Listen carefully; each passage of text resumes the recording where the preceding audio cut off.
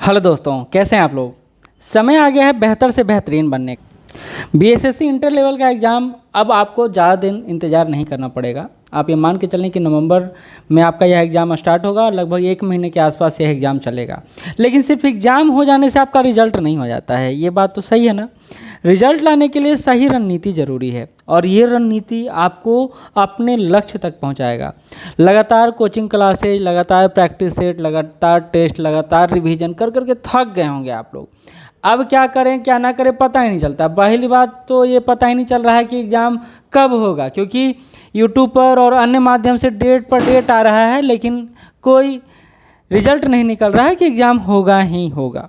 लेकिन अब ये मान के चलें, चूँकि बिहार पुलिस का बड़ा एग्ज़ाम था 17 लाख के आसपास, 18 लाख के आसपास, उसमें भी फॉर्म फिलअप हुआ था, उसका एग्ज़ाम हो गया। और बीएसएससी आपको पता ही है ऑनलाइन एग्ज़ाम लेगा।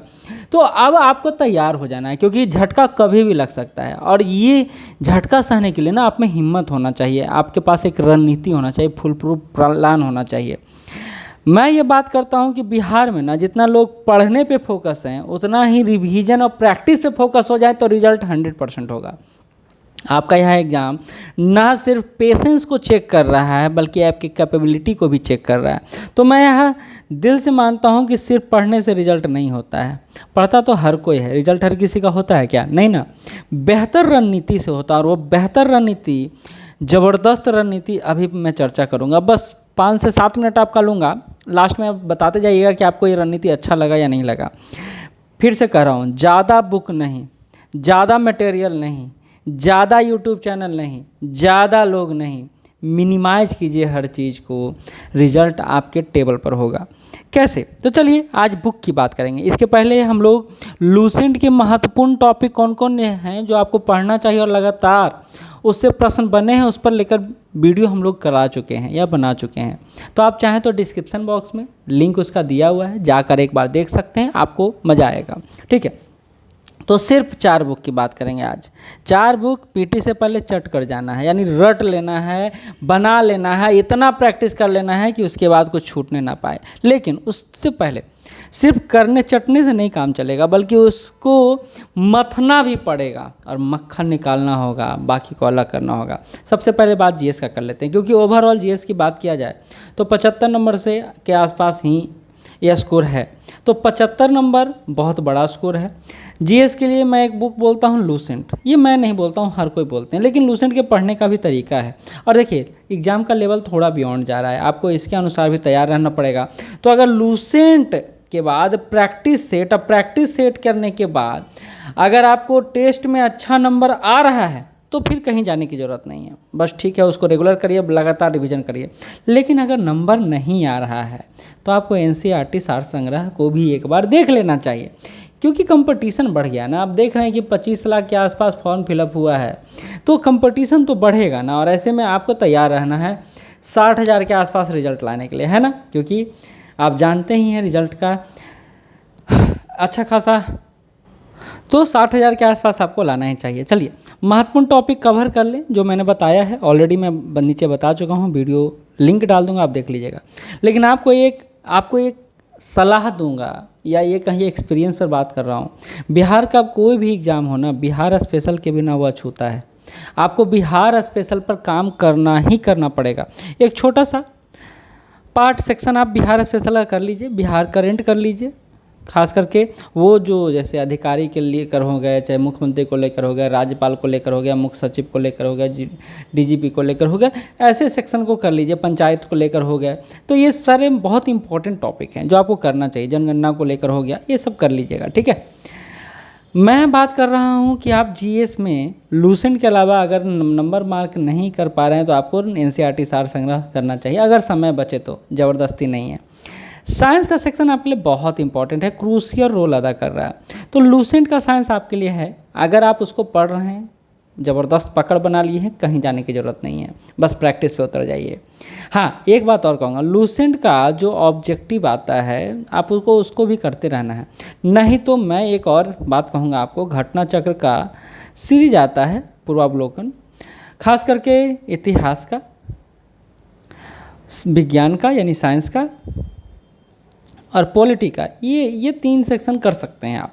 देखिए बताने को बहुत कुछ बता सकता हूँ लेकिन नहीं बताऊँगा मैं, क्योंकि मुझे पता है कि आप पर प्रेशर बहुत ज़्यादा है, बहुत ज़्यादा पढ़ चुके हैं, तो आप नहीं भी करेंगे तो कोई बात नहीं, ठीक है। अब मैं सिर्फ सजेशन दे रहा हूँ। तो लूसेंट साइंस आप चट कर गए हैं तो लूसेंट स्पीडी साइंस पर बढ़ने की ज़रूरत नहीं है। अगर स्पीडी साइंस रेलवे वाला जो स्पेशल सेक्शन आता है बहुत अच्छा बुक है, तो आप इसको कर गए हैं तो फिर उस पर ऊपर जाने की ज़रूरत नहीं है। फिर आपको क्या करने की ज़रूरत है? सिर्फ practice. Practice makes man perfect, ये आप सुने होंगे, ये गलत नहीं है, सही है। प्रैक्टिस के अलावा सेट प्रैक्टिस भी बहुत ज़रूरी है, यानी टेस्ट दीजिए, टेस्ट दीजिए। ये प्रैक्टिस जो होता है घर पर होता है, घर पर इन्वायरमेंट नहीं मिलता है, और घर पर जब इन्वायरमेंट नहीं मिलता है और आप एक इन्वायरमेंट को फेस करते हैं तो बहुत समस्या का सामना करना पड़ता है। तो इन्वायरमेंट को ज़रूर जिया कीजिए, और ऑनलाइन में नहीं, ऑफलाइन में जाके दीजिए, टेस्ट ज़्यादा अच्छा रहेगा। जैसे अभी मोबाइल पर मिल जा रहा है कि भैया टेस्ट दे दो, तो कोई टाइम लिमिट नहीं है, मैनेजमेंट नहीं है, सब कुछ क्लियर नहीं हो पाता है, और एक इन्वायरमेंट भी आपको नहीं क्रिएट हो पा रहा है। कई सारे लोग अब तो ऑनलाइन में भी आपको अच्छा खासा सुविधा दे रहे हैं, अब उस पर भी आपको मैं ले जाता हूं कि आप जैसा चाहें वैसा कर सकते हैं। मैथ में जोड़ नहीं है RS अग्रवाल का, जैसे बोलता हूँ ना, लूसेंट का एक्सपीरियंस का कोई टक्कर नहीं मार्केट में लेगा, वैसे RS अग्रवाल सर का इस बुक का कोई टक्कर नहीं है। आपको लगातार प्रैक्टिस करना चाहिए। इसके अलावा प्रैक्टिस सेट अगर आपको मिल जाता है कोई तो बहुत अच्छी बात है, नहीं तो RS अग्रवाल में बहुत ज़्यादा क्वेश्चन दिया हुआ है, आप उसको बार बार करें। अगर लकी रटा गया हो तो नहीं करें, फिर नया प्रैक्टिस सेट खरीद लें, उससे करें तो ज़्यादा बेहतर होगा। रीजनिंग के लिए देखिए, रीजनिंग के लिए 2 बुक है। किरण मुझे बहुत पसंद है, अरिहंत भी अच्छा बुक है, इसमें नो डाउट। आपको जो हैंडी बुक लगे, और अगर आपने रीजनिंग को लेकर पहले से कहीं कर चुके हैं और आपको लगता है कि अच्छा खासा पकड़ है, तो आप प्रैक्टिस करके देखिए। देखिए सबसे आसान चीज़ है खुद को परखने का, मैथ हो चाहे रीजनिंग हो, प्रैक्टिस। क्योंकि जितना अच्छा प्रैक्टिस होगा, जितना नंबर ऑफ क्वेश्चन आप ज़्यादा टैकल कर पाएंगे या सही कर पाएंगे, वो आपके लिए बोनस होगा, और उसी बोनस पर आपका रिजल्ट भी होगा PT का। तो आप इस बोनस को छोड़ नहीं सकते हैं, ये बात समझें आप। बहुत तरीके से बता रहा हूँ, सलीके से बता रहा हूँ, समझदारी से बता रहा हूँ कि ये काम आपको करना पड़ेगा। तो आपको प्रैक्टिस प्रैक्टिस प्रैक्टिस। अच्छा, अभी आपको लग रहा है कि भैया हम इस सेक्शन को बहुत ज़्यादा कर चुके हैं, लूसेंट को बहुत ज़्यादा पढ़ चुके हैं, बहुत GK GS कर लिए हैं, तो ठीक है ना, आपको मैथ और रीजनिंग पर काम करना चाहिए, खास करके रीजनिंग पे, क्योंकि आपको पता है अच्छा खासा क्वेश्चन आ रहा है रीजनिंग से। रीजनिंग पर एकदम पूरा पकड़ आपको होना चाहिए। एक बहुत बेहतर बात है कि आपके इस एग्ज़ाम में इंग्लिश नहीं है, और इंग्लिश नहीं है तो आप बहुत बोनस में हैं, क्योंकि CBSE बोर्ड के छात्र आपको तो कहीं छोड़ते नहीं अगर इंग्लिश रहता तो आप बहुत अच्छे इन्वायरमेंट में ये एग्ज़ाम देंगे। और यह मान के चलिए कि इस बार ऑनलाइन एग्ज़ाम है तो आपका प्रश्न पत्र लीक होने का संभावना काफ़ी कम है, TCS करवाएगा। अब आगे वो कैसा ये चैलेंज है उनके लिए, क्योंकि बिहार का सबसे बड़ा एग्ज़ाम है, इसको कैसे करवा पाता है ये देखना होगा। लेकिन आपकी तैयारी 100% होनी चाहिए, 1% भी कम नहीं, कम से कम कोशिश तो करिए। अंतिम सफलता या असफलता वो तो निर्भर करता है दिन पर, लेकिन आपका तैयारी पूर्ण हो ये ज़रूरी है। धन्यवाद।